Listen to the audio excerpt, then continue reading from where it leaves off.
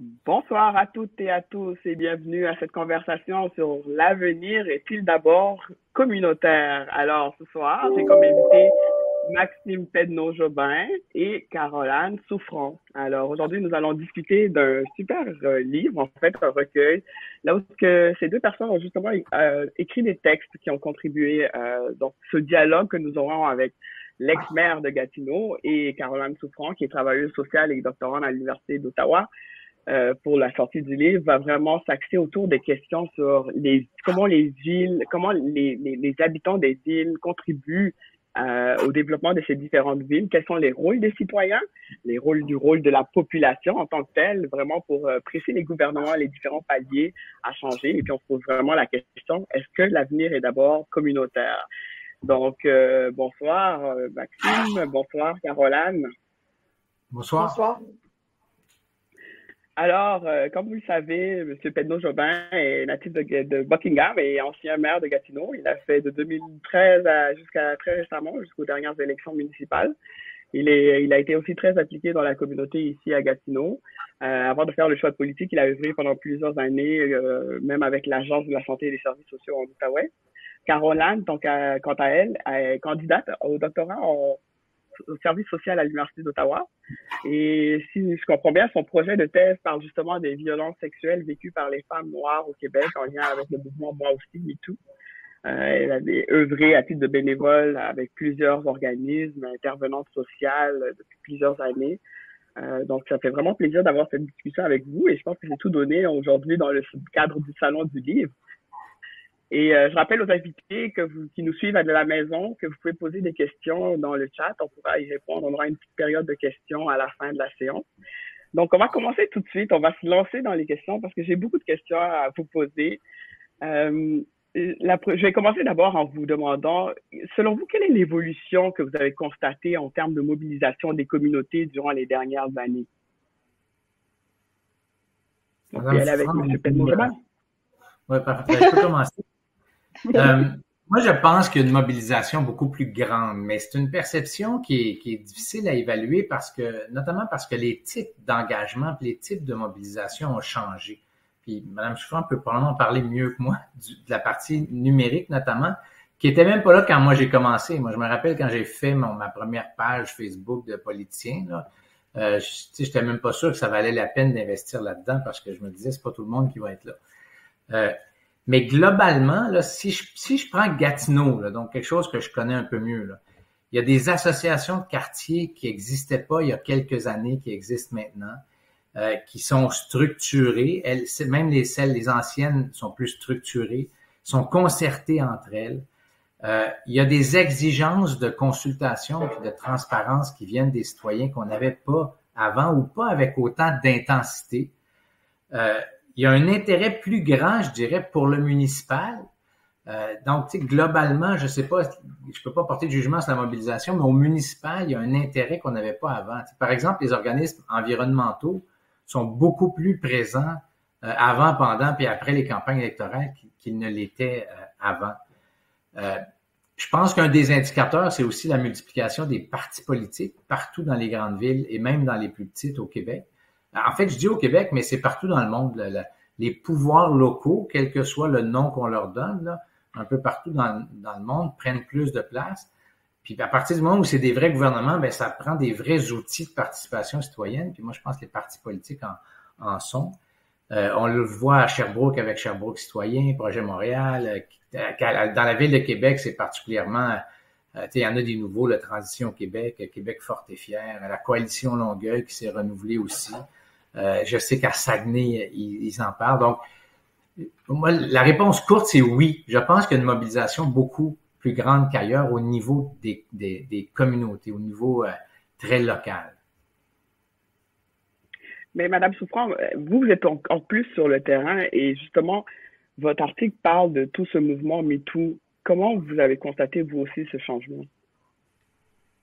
C'est sûr que les réseaux sociaux, c'est près de ma génération, donc j'ai pas beaucoup de recul, si je peux le dire ainsi. Mais c'est sûr que les réseaux sociaux, ça mobilise beaucoup de populations qui sont des fois plus absentes des sphères décisionnelles ou des médias traditionnels. je dirais que c'est comme un autre, on dit souvent des fois les médias c'est comme le quatrième pouvoir, mais je pense que les médias sociaux c'est une forme de contre-pouvoir en quelque sorte, où il y a des enjeux qui étaient là, mais qui étaient pas forcément traités de manière mainstream, si je peux le dire ainsi, qui sont mis beaucoup plus de l'avant aujourd'hui parce qu'on sait qu'on va avoir une rétroaction euh, en ligne. Puis pour moi, je dirais aussi que la mobilisation en ligne et hors ligne, c'est pas quelque chose qui est divisé. Je dirais que c'est comme un peu des vases communicants. C'est pas des choses qui sont comme indissociables l'un de l'autre, si je peux le dire ainsi. Donc, c'est sûr que les médias sociaux, ça joue un rôle très important. Ça influence les politiciens, les enjeux qui sont pressés sur la table dans les médias traditionnels. Euh, donc, c'est sûr qu'il y a ça. Puis c'est drôle parce que cette année, en fait, c'est le 10e anniversaire de Printemps érable. Puis je me rappelais, j'étais au cégep dans ce temps-là.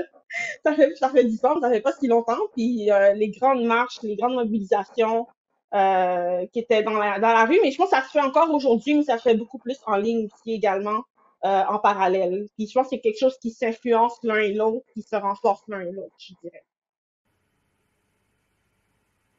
Oui, je Ouais, c'est pense que très intéressant. Vous avez. Allez-y. excusez-moi, je pense que dans la culture des gens aussi, c'est plus intégré. Tu sais, on peut pas faire une activité sans l'annoncer sur Facebook, sans tweeter, tu sais, comme Mme Souffrant disait, c'est plus intégré qu'avant.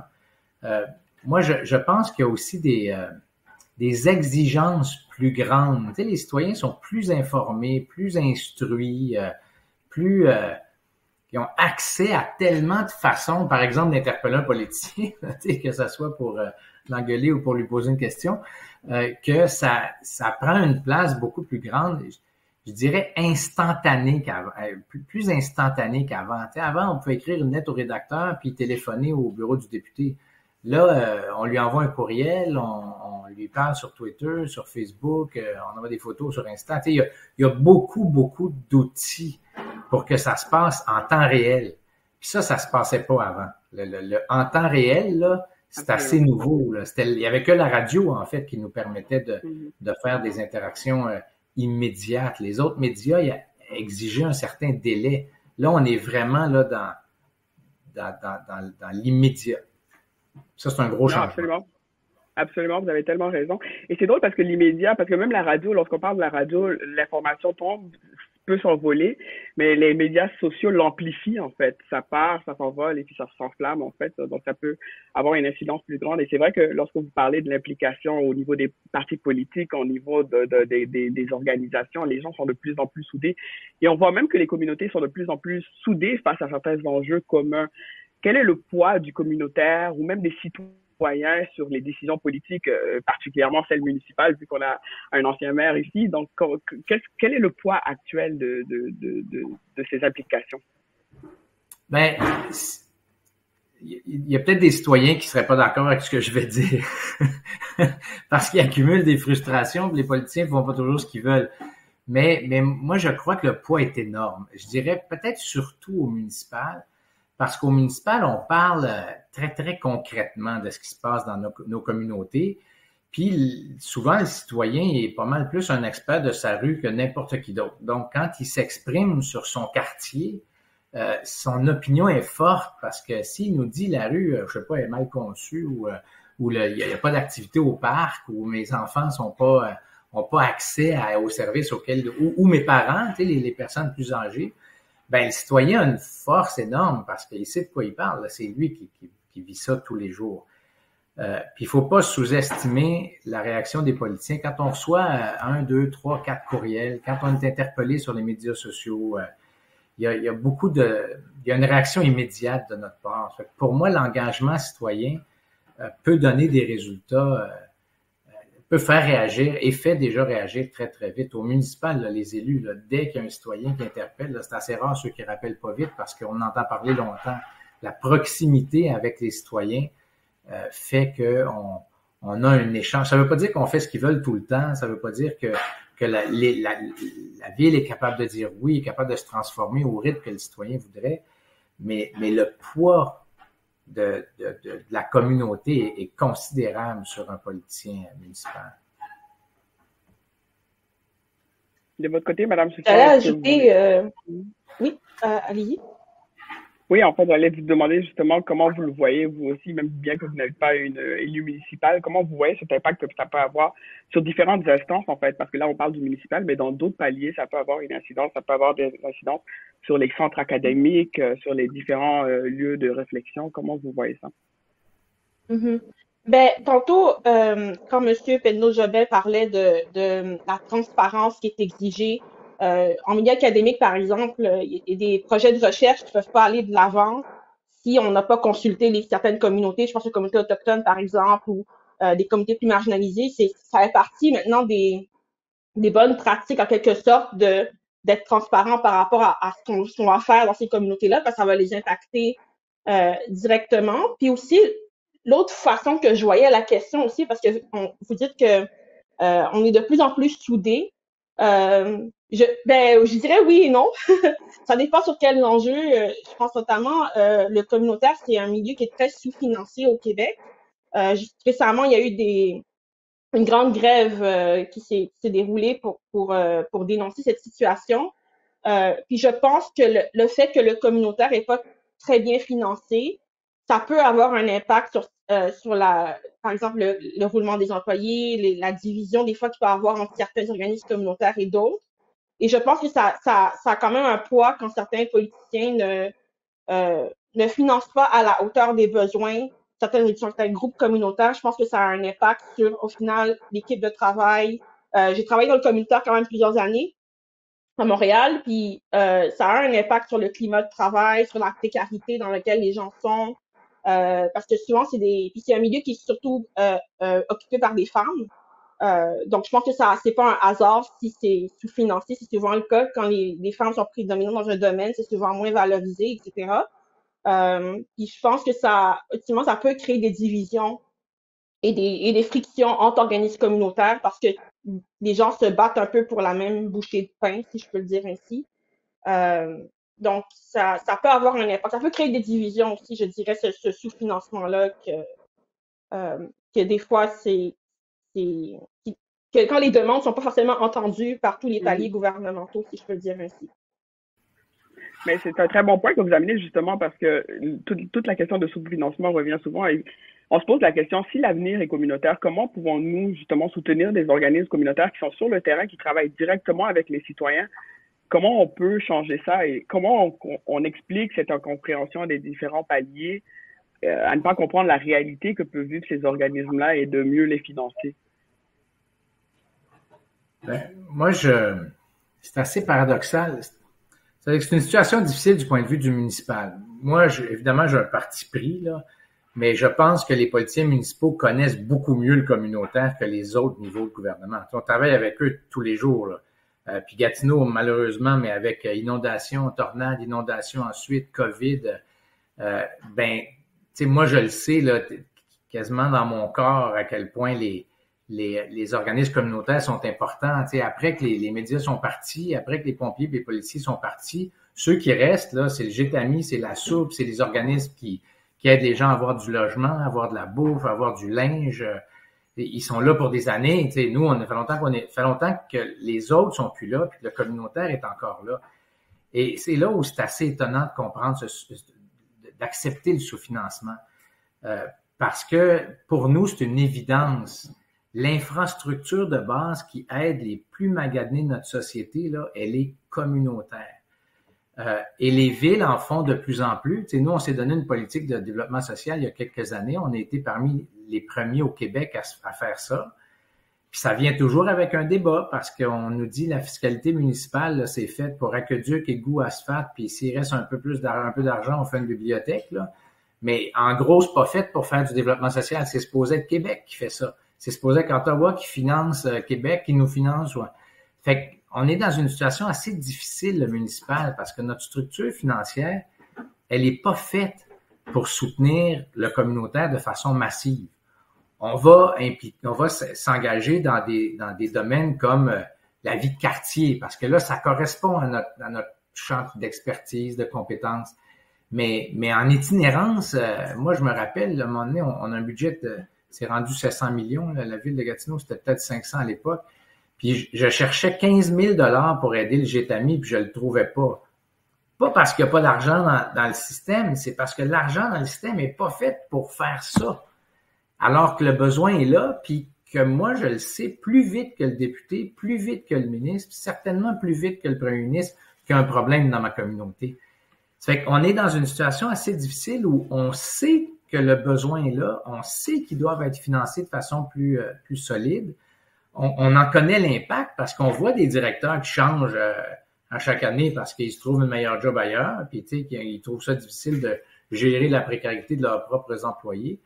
Fait qu'il y a quelque chose de frustrant pour un politicien municipal d'être là-dedans parce qu'on connaît souvent le problème, mais on a de la misère à faire partie de la solution parce que notre base financière, puis on l'a fait beaucoup à Gatineau là, comparativement à d'autres villes, mais on est loin de faire de ce que ça prend pour vrai pour aider le communautaire. Fait qu'il y a quelque chose de vraiment difficile à vivre en politique municipale, ça, ce sous-financement-là des organismes. Puis je me répète, mais après les inondations ou pendant les inondations, s'il n'y avait pas été là, on était cuits, là. C'est pas nous là, qui allons remplacer Moisson-Outaouais, c'est pas nous qui allons trouver du logement à des gens qui étaient déjà pauvres avant que les inondations frappent leur maison, qui étaient déjà dans la misère, puis qui le sont encore plus. Tu sais, la tornade a frappé un des quartiers les plus pauvres de Gatineau, un quartier où il y a beaucoup d'immigration, donc des gens qui sont fragilisés de toutes sortes de façons. Mais c'est le communautaire après le choc initial, c'est le communautaire qui a pris la relève, souvent avec pas beaucoup de moyens. Madame Souffrant, est-ce que vous voulez ajouter quelque chose? En fait, moi, j'ai pas fait de la politique, donc je crois sur parole ce que Monsieur Penneau-Jobin explique. Je côtoie des fois certains politiciens, puis c'est quelque chose qui s'exprime justement, la structure. Des fois, on veut aller plus vite que la machine, puis c'est difficile de concrétiser aussi rapidement ce qu'on voudrait en politique. Donc, c'est quelque chose que j'entends souvent, effectivement. Madame Souffrant me rappelle une anecdote intéressante. C'est, tu sais, M. Labaume à Québec a été perçu au début comme quelqu'un d'assez à droite, puis tu sais, d'homme d'affaires. Puis à un moment donné, moi, je l'ai entendu faire une sortie sur l'itinérance. Puis avec son franc-parler habituel, ce qu'il disait, c'est, il dit, nous autres, là, on connaît la trail. Les itinérants, là, chaque itinérant, on connaît sa trail. T'sais, on sait où il part le matin, la tournée qu'il fait pendant sa journée, où il va. Si ça va pas bien, là, puis il n'est pas arrivé à telle place, nos policiers, ils savent. Parce qu'à telle heure, en gros, là, il est à telle place. Ben, si la ville n'a pas les moyens de contribuer à la lutte à l'itinérance par notamment cette expertise-là, puis il donnait l'exemple de ces policiers. En itinérance, disons que la police n'est pas le meilleur outil d'action. On aimerait mieux que ce soit d'autres choses. Mais il reste que la ville peut faire partie de la solution avec ses forces. Puis souvent, on est comme la cinquième roue du carrosse dans le système. Et ça, c'est une erreur. Puis même lui, je reste sur la bombe, une autre anecdote. À un moment donné, il y avait leur gîte ami à eux, là, leur refuge, pouvait plus accepter. Il y avait plus de place. Fait qu'il a dit, moi, c'est pas vrai qu'il y a des gens de Québec à moins 40 qui vont être dehors. Ça fait qu'il a dit, lui a pris le leadership, un peu comme on a fait nous autres là, quelques années après, a pris le leadership pour dire, ben là, ça prend une halte chaleur, ça prend ci, ça prend ça. Ben c'est le maire qui a réagi alors que ça, dans son programme électoral, il n'y avait probablement pas un mot sur l'itinérance parce que dans le fond, c'est pas le champ de compétences traditionnel de la ville. Puis il n'y a pas d'argent pour ça, mais à un moment donné, il faut en trouver parce que nous, on est plus près des gens puis plus capable d'intervenir. Et donc, il y a quelque chose de fondamental à changer, là. Tu sais, il y a plus d'argent en haut qu'en bas, souvent, alors que l'argent devrait être en bas, là. Il devrait être près des gens. Là, c'est vraiment intéressant. Ça démontre justement toute cette adaptation que doit faire le gouvernement, le municipal à dont on parle en ce moment, mais pour s'adapter aux réalités du terrain, de certaines catastrophes. Monsieur Penneau-Jobin, on le sait que vous en avez géré plusieurs catastrophes avec les inondations, la tornade ici à Gatineau, et évidemment la COVID qui est arrivée après, donc c'est pas évident. Mais je veux vous lancer même d'ailleurs dans votre lettre, parce que dans votre article là-dedans, c'est lettre aux nouveaux élus et nouvelles élus municipaux qui ont été élus lors des dernières élections. Vous considérez que la politique municipale est celle qui est la plus proche de la communauté, justement. Vous soulignez même que les villes jouent un rôle dans tous les aspects. C'est pas juste, comme vous l'avez dit tout à l'heure, c'est pas juste les routes, ça devient un peu tout de la gestion. C'est là que vous le dites tellement souvent que ça me trotte dans la tête à chaque fois. Moi, c'est les gens vivent dans les villes, les gens vivent pas au fédéral ou au provincial, et vous avez tellement raison, on est dans les villes, donc c'est là qu'il y a beaucoup de choses qui doivent se gérer concrètement. La question que je me pose, c'est justement lorsque les élus prennent une direction pour leur ville, mais que les citoyens veulent un changement radical de cap, on le voit souvent, que ce soit en termes de matière de santé, en environnement, de justice sociale aussi, avec les différents mouvements qu'il y a eu dans les derniers mois. Comment on fait pour jongler le tout, pour garder le cap, mais en même temps répondre justement à sa population? Ben, c'est un défi qui est énorme, là, parce que d'abord, on dit souvent les citoyens ne veulent pas, mais souvent les citoyens entre eux sont pas d'accord. Il y a des gens qui veulent aller à droite, d'autres à gauche. Donc, jongler avec tout ça, c'est assez... en fait, c'est un des plus grands défis de la politique municipale, entre autres parce qu'au fédéral et au provincial, souvent on peut s'en sortir avec une bonne ligne de presse, là, un bon communiqué bien ficelé. Mais moi, comme maire, les gens, s'ils n'aimaient pas mon communiqué, ils étaient dans mon bureau le lendemain, ils savent où mon père habite, ils savent, ils connaissent mes enfants. Ça fait que c'est plus difficile de s'en sortir sans donner des vraies réponses. Mais l'arbitrage, puis jongler avec tout ça, ben c'est là où moi je crois profondément dans des espaces de participation citoyenne qui peuvent prendre beaucoup de formes différentes. Ça peut être des consultations formelles où là, on va s'asseoir devant les gens et on dit qu'est-ce que vous pensez. Ça peut être des tables de concertation, par exemple, on en a quelques-unes importantes, table de concertation du centre-ville, table de concertation sur le vivre ensemble, où j'ai eu la chance de rencontrer Mme Touré. On a vraiment des outils comme ça importants pour dire, OK, moi j'ai eu une opinion, puis elle a son importance parce que j'ai été élu, mais la ville, ça appartient aux gens, puis peut-être que mon idée est pas tellement bonne. Là. Ça fait ça prend des espaces comme ça pour gérer les différences, pour avoir ces discussions-là, qui sont pas juste dans le journal ou sur Facebook, là, qui sont des endroits où c'est des vraies personnes qui parlent à des vraies personnes, qui apprennent à se connaître. T'sais, moi, à plusieurs reprises comme maire, j'étais dans une situation où, grâce à ces forums-là, j'étais capable de dire, ben attendez, là, voici ce que ça coûte, par exemple, ou voici combien de fonctionnaires ça va nous prendre pour faire ça. Voici pourquoi ça va prendre tant de temps. Puis les gens l'immense majorité sont prêts à écouter, puis sont prêts à comprendre qu'on fait pas de la magie, on fait de la politique. Mais ça prend des espaces comme ça, des forums. Puis souvent, c'est ce qui nous manque. Il y a des groupes qu'on a de la difficulté à rejoindre parce qu'ils sont pas dans ces forums-là. Puis ça, c'est un défi que je crois Mme Souffrant a étudié. Les groupes plus marginalisés, comment on les rejoint, puis comment ils peuvent s'exprimer. Mais ça, c'est un défi pour les villes aussi parce que c'est souvent ceux qui ont le temps de s'impliquer, c'est ceux qui n'ont pas de problème financier, c'est ceux qui ont un job correct, c'est ceux qui connaissent le système, qui sont là depuis longtemps, par exemple. Puis ça, ben, c'est pas toujours... ça s'applique pas à tout le monde. Là. Absolument, vous avez raison. Et justement, Madame Souffrant, je me posais la question parce que vous êtes de l'autre côté on peut dire un peu de l'autre côté de ce jeu politique, lorsque vous regardez les mouvements justement qui essaient d'influencer certains politiciens ou l'organe gouvernemental. Vous avez beaucoup étudié les mouvements sociaux, le MeToo, les mouvements sociaux en général en ligne contre les injustices sociales. Ils essaient d'envoyer justement un message pour aspirer à un changement dans notre société. Dans votre texte, vous mentionnez même des statistiques. Votre texte, je me rappelle, s'appelle « Le mouvement social et féminisme en ligne à l'ère du mois aussi », qui se retrouve lui aussi dans l'État du Québec, l'avenir est-il communautaire, le recueil ici. Vous mentionnez des statistiques comme quoi la hausse la plus élevée du taux trimestriel d'agression sexuelle déclarée par la police après le mouvement Moi aussi a été enregistré au Québec. Là où le taux a augmenté de 61% par rapport aux moyennes trimestrielles observées avant le mouvement. Donc, on comprend que ça crée quand même un changement dans les mentalités. Ça peut créer des changements fondamentaux. Et la question que je me pose, c'est, selon vous, quel est le poids des médias sociaux, en fait? Parce que finalement, ça a quand même une influence. Quel est le poids et comment ils peuvent devenir des nouveaux outils d'influence concrète des prises de décision? Ben, concernant le mouvement, moi aussi au Québec, moi je pense que ça a été énorme, l'influence de ce mouvement-là sur des changements politiques, des changements de loi. Il y a eu la loi 151 qui a été adoptée peu après dans les universités et dans les cégeps. Maintenant, partout au Québec, il faut qu'ils aient une politique interne pour traiter les signalements, les dévoilements.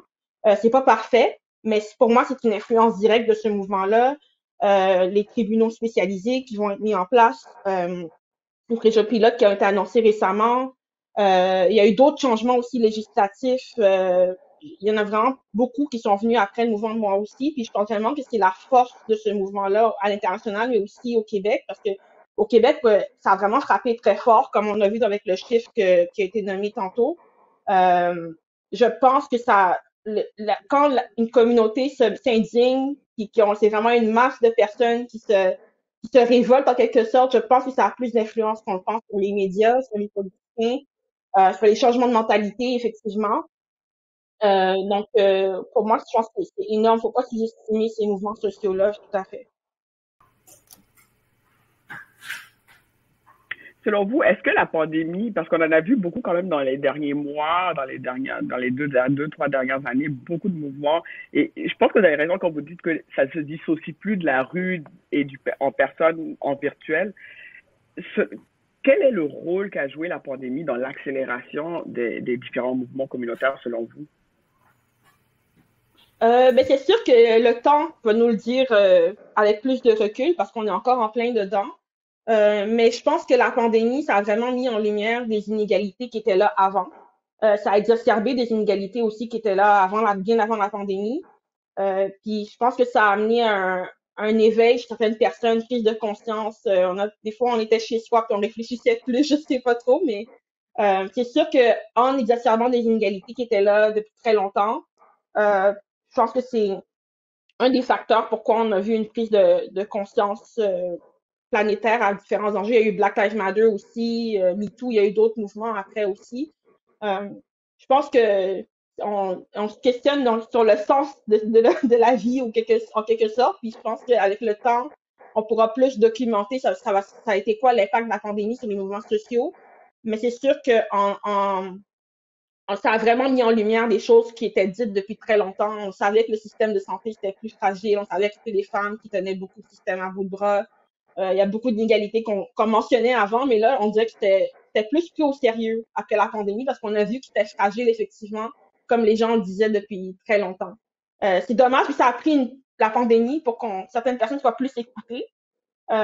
Mais c'est souvent, malheureusement, il faut souvent des drames pour que les gens écoutent. Mais ça a vraiment mis en lumière des inégalités qui étaient là depuis très longtemps. Donc, je pense que c'est un des facteurs.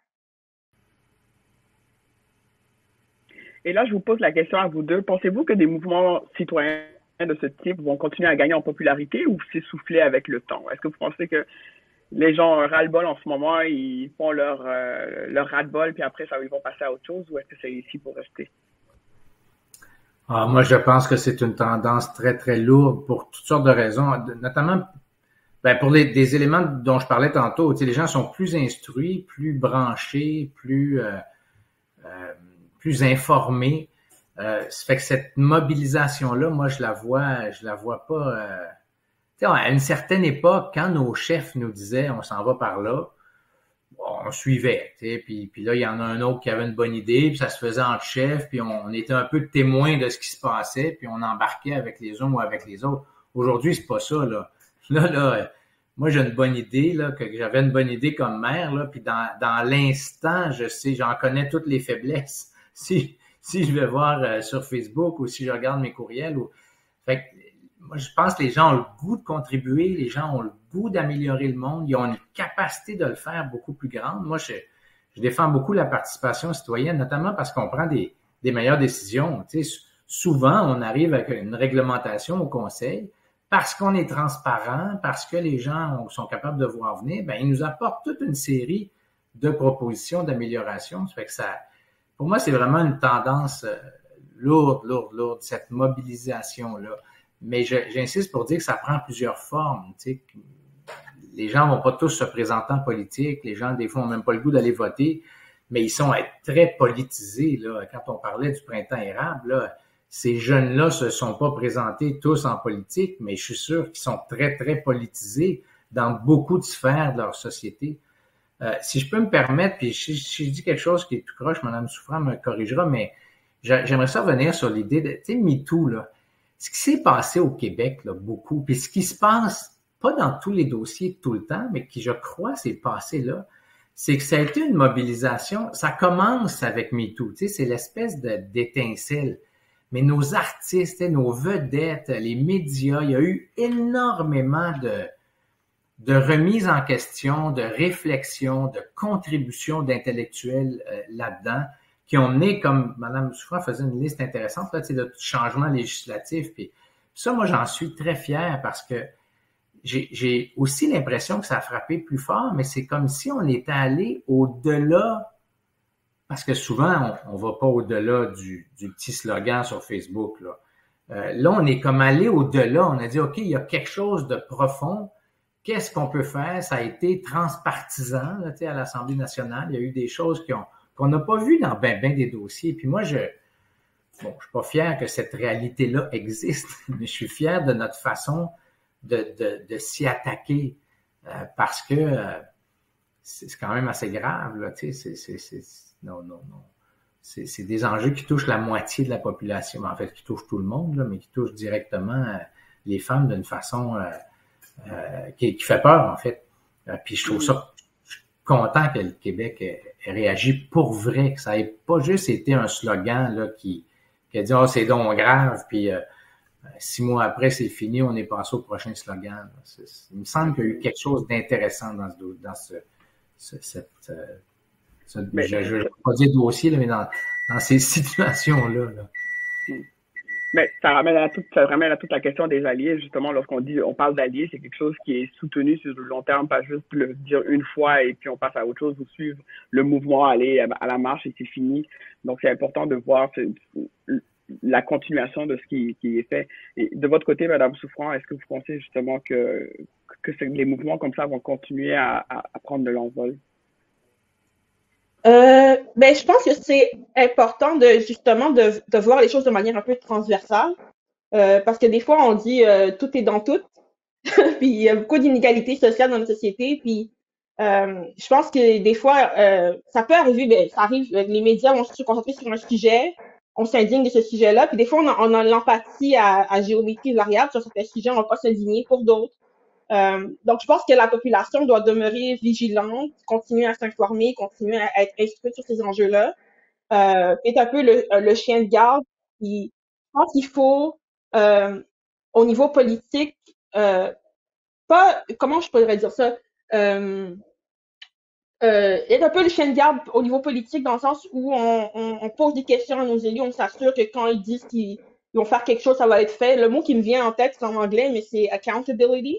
S'assurer qu'ils font ce qu'ils disent. Puis je pense que si on dépasse un peu cette logique de l'éclipse médiatique, je pense que si on continue à surveiller les enjeux, même qui sont plus dans l'actualité, je pense qu'on va se rendre beaucoup plus loin parce que des fois, c'est vraiment c'est comme une semaine, il y a un enjeu, mais pour moi, c'est tout relié ensemble. C'est tout est dans tout, comme on dit. Donc, de ne pas être trop complaisant avec les gens qui nous dirigent, en quelque sorte. C'est un peu ça que j'essaie de dire, parce que c'est leur rôle de s'assurer qu'en fait, de nous protéger comme citoyens, de nous aider. Puis je pense que c'est important de prendre comme citoyen-là cette responsabilité à cœur de ne pas être toujours dans la complaisance, puis de poser des vraies questions, puis de s'assurer de continuer à être informé, etc. Donc, c'est un peu comme ça que je répondrai à la question. Ça amène toute la question d'imputabilité, donc c'est vraiment intéressant. Et ça, vous avez parlé tout à l'heure un peu de ça, mais je me pose la question justement, comment on transforme de tels mouvements en des engagements citoyens à plus long terme. Donc, il y a beaucoup de gens qui vont sortir. Comme vous l'avez dit, monsieur Pedneau-Jobin, c'est pas tout le monde qui va se présenter aux élections, tant mieux d'ailleurs, parce que ce serait beaucoup. Mais comment on fait pour s'assurer que justement que les gens continuent à être mobilisés et qu'ils s'imbriquent dans certaines instances, dans certains mécanismes, dans certaines structures qui existent justement pour les renforcer, pour pouvoir continuer à faire passer le message. Comment on insuffle ça aux gens? Ben, moi, je pense que le citoyen, là, il y a d'autres choses à faire dans la vie que de s'impliquer en politique de toutes sortes de façons. Si ça donne rien, mais s'il sent que ça donne quelque chose, c'est pour ça que moi, ma réponse simple, là, si on veut les encourager à militer, puis à s'impliquer, puis à rester impliqués, là, à rester engagés dans la communauté, faut qu'il y ait du vrai pouvoir. Faut qu'il y ait une vraie capacité d'action. Moi, combien de fois j'étais à des comités, puis là, je les écoute, puis ils me disent ce que je devrais penser. Puis après ça, ils partent avec le document, j'ai aucune idée de ce qu'ils ont fait de mes idées. Ben, à un moment donné, tu y vas plus, tu sais. Alors, je vais donner le plus bel exemple que dans toute ma carrière politique, j'ai vu, je crois, là, c'est la consultation sur le vélo. C'est un peu, ça se reproduit pas dans tous les domaines parce que c'est un peu simple, disons, là. Mais ça vaut la peine d'en parler. C'est que, on fait une consultation, puis là, les gens nous proposent des choses très, très concrètes. Fait que nos fonctionnaires ont géolocalisé chacune des propositions sur une carte de chacun des citoyens qui est allé. Puis les gens de vélo, là, ils connaissent ça, là. Puis quand je parlais des itinérants qu'on connaît leur train, là, les gens de vélo, ils savent où il y a une bosse, où la piste cyclable n'est pas complétée, où c'est dangereux un peu au niveau de la visibilité avec les voitures. Bon, ben, si on va sur le site de la ville, on est capable de voir, géolocaliser toutes les recommandations qu'on nous a fait et dans notre plan directeur qui a suivi la consultation, on est capable de dire aux gens, voici ce qu'on a fait de ce que vous nous avez dit. Donc, vous, là, vous avez été le seul à dire ça, on fera rien avant 5 ans. Il y en a 622 autres qui ont parlé de telle autre situation, ça va être réglé d'ici 6 mois. Et on a un plan sur 4-5 ans. Ça, ce que ça fait, là, c'est qu'à la prochaine consultation vélo, ils vont tous être là. Parce qu'ils vont dire, on a une capacité d'action. Ben, j'aurais pu parler de nos comités de citoyens, de nos consultations, du retour après la consultation, de rendre des comptes, hein, Fran l'a dit, là, de rendre des comptes sur ce qu'on a fait ou ce qu'on n'a pas fait, puis pourquoi on l'a pas fait. Fait que si le citoyen sent qu'il est pris au sérieux, là, que ce qu'il dit compte, puis que ce qu'il dit, des fois, si ça n'a pas de bon sens, il se le fait dire, il se fait expliquer pourquoi on le fera pas, puis 90% du temps, ça va bien aller, la personne va dire, ben j'avais pas vu ça. Puis on gérera le 10% qui reste. Mais pour moi, donner du vrai pouvoir aux citoyens quand on leur demande de s'engager, jamais consulter quand on n'est pas prêt à changer d'idée, par exemple. Parce que souvent, on faisait ça, on disait, OK, on va faire une consultation, mais on sait déjà qu'on ne changera pas d'idée parce que les autres options coûtent trop cher, parce que, je sais pas, on a été élu sur ce programme-là. Moi, le lendemain d'une élection, je fais pas une consultation, là, je viens d'en avoir une, puis il y en a 100 000 qui ont voté. Fait que c'est donner du pouvoir aux gens, là, les traiter avec respect, leur expliquer ce qu'on a fait avec leur contribution. Je pense que c'est ça qui fait une espèce de roue qui tourne où ils ont le goût de revenir. Puis ils sentent que la ville les respecte, leur appartient un peu, puis qu'elle va se transformer aussi en fonction de ce qu'ils ou elles ont dit. Puis si je peux ajouter à ça, sur la lignée de donner du pouvoir aux citoyens, je pense aussi qu'il faut redéfinir aussi ce qu'on entend par politique, parce que la politique, pour moi, c'est pas seulement la politique active dans un parti politique, c'est ce que les citoyens font au quotidien. Pour moi, c'est aussi la politique. Puis je pense que si on le voit comme ça aussi, ça aide à justement donner du pouvoir aux citoyens, puis voir que son opinion compte, qui a une influence sur les institutions. Donc, je pense que ça fait partie un peu de comment faire pour engager les gens plus longtemps. Je pense que c'est de leur faire prendre conscience que ce qu'ils font, c'est aussi de la politique, même si c'est pas de la politique dans un parti politique, je dirais. Merci, c'est très intéressant.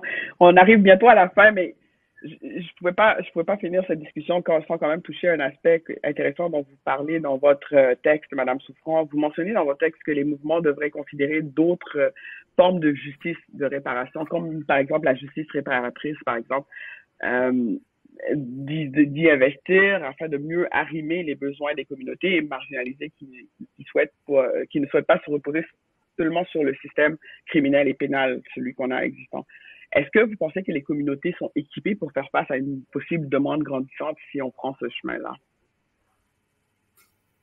Ben, je pense que quelque part, on n'aura peut-être pas le choix parce que les mouvements sociaux, c'est un peu le message que ça a envoyé à différents élus, puis dans la société. Je pense qu'il y a quelque chose qui est quand même assez endémique sur la question des violences sexuelles. Puis il va falloir travailler très fort pour remédier à cette situation-là. Mais je pense ça revient à ce que je disais un peu tantôt. Je pense qu'il faut redéfinir aussi ce qu'on entend par justice, parce qu'il y a certaines communautés, en raison de leur histoire avec les institutions, pas seulement le système carcéral ou pénal, mais aussi avec, par exemple, la DPJ ou d'autres institutions, il y a une méfiance, puis c'est pas forcément, la confiance n'est pas forcément là. Fait que je pense que des fois, il faut penser à une palette d'options. Puis je pense que ça doit toujours placer la personne qui a vécu ces violences-là au centre, selon ce qu'elle veut faire, selon sa situation. Je sais qu'il y a des choses qui existent déjà. Fait que, puis il y a des solutions qui sont déjà en place, mais ce serait de les renforcer, je pense, en quelque sorte, puis de leur donner plus de moyens. Puis il y a des communautés qui s'organisent aussi déjà de leur propre chef aussi, en quelque sorte, comme le communautaire, qui voit un trou dans ce qui est offert, puis qui crée quelque chose pour répondre à des besoins dans la communauté. Euh, donc, je pense que c'est ça, c'est d'avoir une palette, d'offrir une palette d'options aux personnes qui vivent ces situations-là. Parce que la justice, c'est pas seulement de mettre quelqu'un en prison, ça peut vouloir dire différentes choses pour certaines personnes. Excellent, merci. C'est très enrichissant. Puis je pense que c'est des notions qui sont très importantes à garder à l'œil et vraiment comprendre, en fait, parce que si c'est le virage vers lequel on va, les organismes ont tout intérêt à s'y intéresser, mais et s'y embarquer aussi. Donc, c'est vraiment super. Et je vous rappelle que c'est une conversation avec Monsieur Maxime Pedneau-Jobin, ex-maire de Gatineau, et Caroline Souffrant, travailleuse sociale et doctorante à l'Université d'Ottawa, sur leur texte dont l'avenir est-il d'abord communautaire, l'État du Québec 2022. On a une question du public qu'on va prendre. Donc, alors, bonjour. D'abord, merci pour cette question. Si le financement est une composante, on en a parlé tout à l'heure, si le financement est une composante plus difficile à pouvoir offrir au palier municipal, quelles seraient les autres options à approfondir en termes d'aide directe? La personne pense justement à la mutualisation de ressources, par exemple. Qu'en pensez-vous? Si je peux me permettre, d'abord, oui, c'est une avenue qui est intéressante, mais qui appartient pas tellement aux leaders politiques municipaux, c'est-à-dire que c'est les organismes entre eux.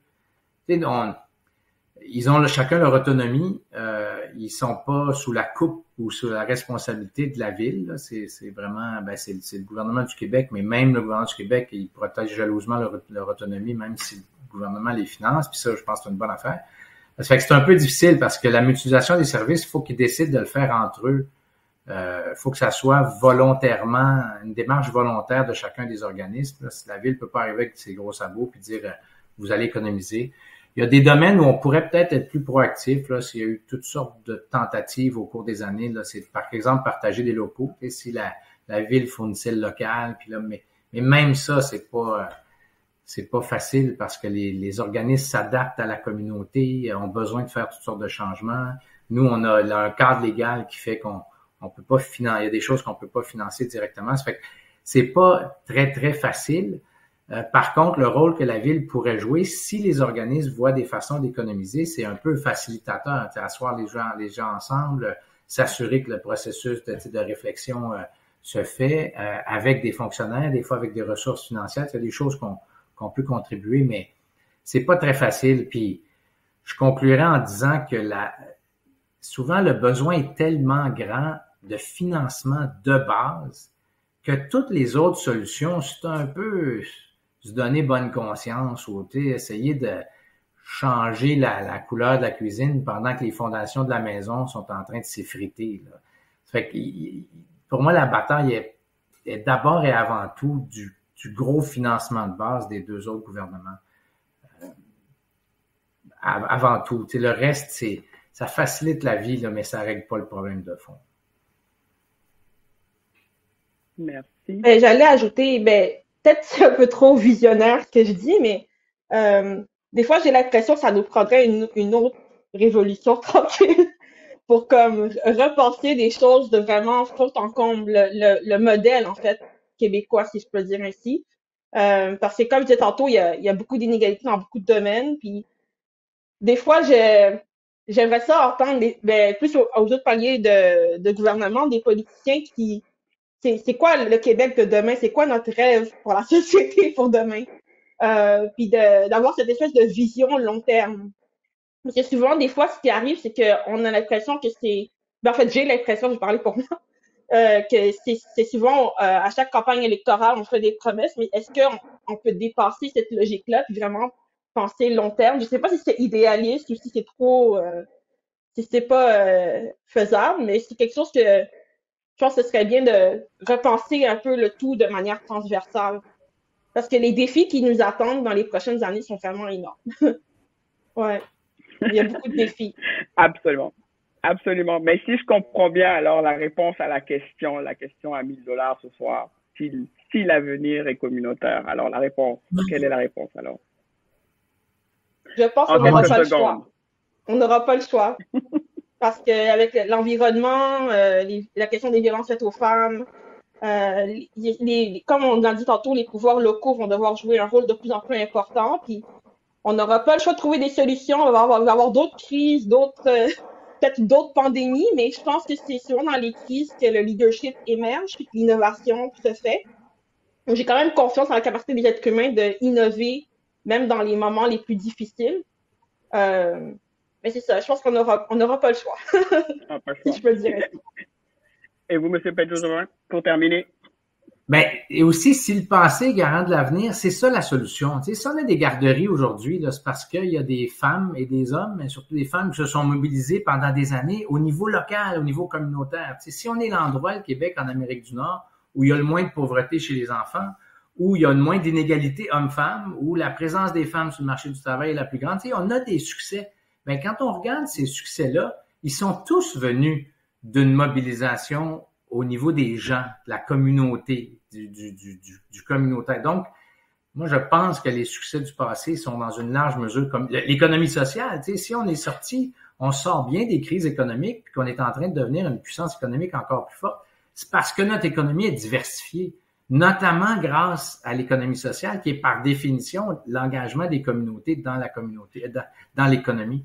Fait que on n'a pas le choix. Puis si on apprend du passé, c'est ça qu'on va faire pour l'avenir. Merci beaucoup, Monsieur Maxime Pedneau-Jobin, ex-maire de Gatineau, Caroline Souffrant. Merci pour votre présence ce soir. Je vous rappelle qu'on discutait de leur texte dans l'État du Québec 2022, l'avenir est-il d'abord communautaire. Merci à toutes et tous d'avoir participé à cette discussion ce soir. Je vous rappelle qu'il est possible de bookiner en ligne sur le site du Salon du Livre dans la section Mon Carnet, le slow.qc.ca ou dans une librairie près de chez vous. Ne manquez pas la prochaine activité qui va débuter dans quelques minutes, entre récits fantastiques et thrillers psychologiques dans la solitude du Terminal 3, avec les autrices, avec Éric Mathieu, l'auteur Éric Mathieu et Geneviève Turcot. Donc, je vous remercie et je vous souhaite à tous une bonne soirée et merci au Salon du Livre. Merci à vous. Merci.